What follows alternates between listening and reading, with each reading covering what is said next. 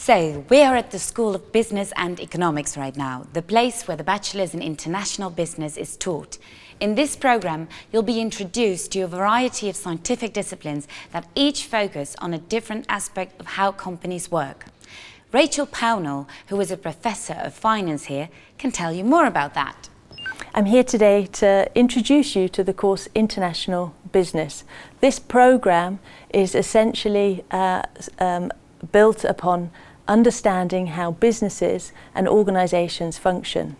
It has quite an internal focus in the sense that you'll be able to understand what makes a good manager, such questions such as what advertising strategy should you use, how do you set prices, and very much surrounding modern economics and how businesses function in that manner.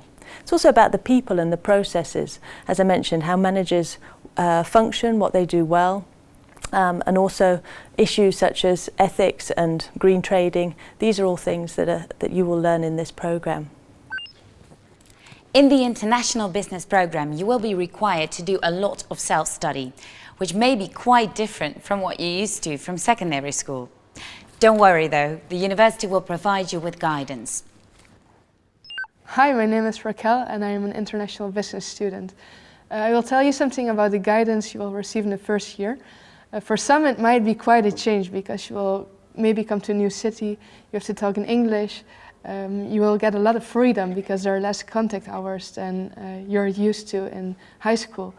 But due to the help of your community mentor, the teachers, and also the other students you will meet because of the problem-based learning system, it will be fine, and you're really not treated as a number. At least that's not how I experienced it. You're really a person for Maastricht University.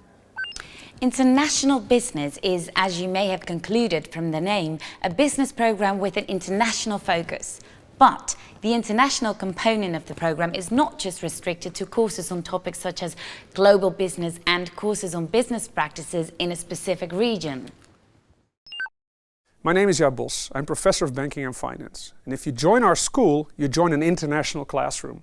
You'll be studying in small groups together with about 12 other students and maybe as many nationalities. And you'll be following something called problem-based learning, where you tackle problems that are tackled by small groups but of a global nature. In order to tackle those problems, you need to make use of everything that you learn in the International Business program, whether it's marketing, accounting, strategy, organization, or my own topic, finance. Because we think that in order to tackle, for example, something that seems like a finance problem, you need to actually combine those disciplines in order to really tackle them in an international business way.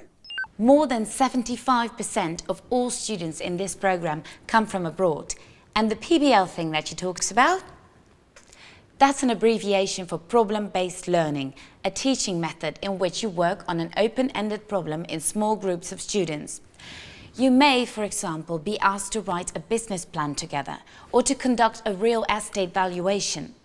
This means that you will be required to work in international teams from the very first day that you start your program. And that's an experience that will be invaluable after you graduate and start working in an international environment. In addition to working in small international problem-based learning groups, international business students also have to go abroad for a semester. Where did you go? Hi Tess, I'm Sander, and last year I went on exchange to Queen's University in Canada. And for me it was a great time, and for me it was also the first time that I went outside of Europe. It was also the first time that I lived outside of Europe for a longer period of time. So it was very exciting for me, and it was also very important that I got out of my comfort zone, which is also one of the main reasons I did decide to go to Canada. And what's great about going out of your comfort zone is that you often see that you adapt to new situations a lot quicker than you would originally expect. And you do change as a person. You meet a lot of people on exchange, a lot of people you've never seen before, and those people also learn and teach you a lot of different things. So wherever you go, your exchange will always be a great time. The university has over 130 exchange partners around the world, including countries such as Australia, Singapore, South Africa, the US, and all through Europe. You'll cover topics from accounting to marketing and supply chain management to information management. And you'll also develop the personal qualities you'll need to succeed in the international business world: adaptability, creativity, self-assurance, and more. During your third year, you'll be able to take specialized courses, and you'll spend a semester abroad. Make sure to check out the university website if you'd like to know more about that. And after that, After your bachelor, you have many different options.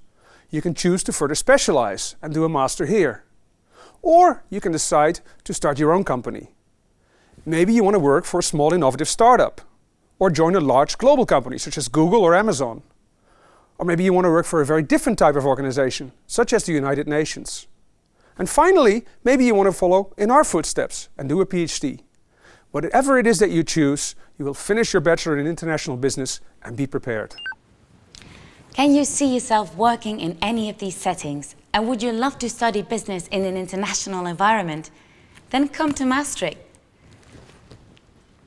Do you have anything to add to that, Rachel? So if it sounds like that you're interested in businesses and organisations, how they function, and the people and the managers and the processes, well, this could be certainly a programme for you. Thank you, Rachel. Bye-bye. See ya.